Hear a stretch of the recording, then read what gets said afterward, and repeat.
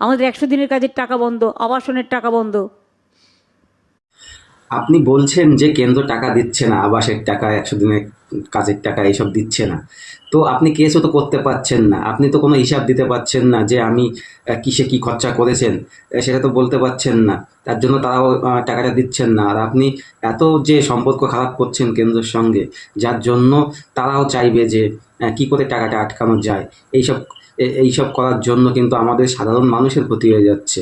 যেমন ধরুন 100 দিনের কাজের টাকা যে বন্ধ করেছে, এটা তো আমাদের ক্ষতি। আপনার কি হচ্ছে?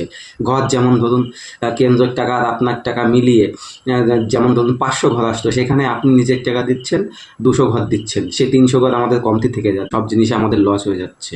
যেমন এই আয়ুষ্মান কার্ড আপনি বানাননি, ঘরের টাকা অর্ধেক পাচ্ছি। কেন্দ্র যে 100-র মধ্যে 60 টাকা দিত, আপনি 40 টাকা দিতেন ঘরের জন্য, সেটাও কিন্তু আমাদের লস হয়ে যাচ্ছে।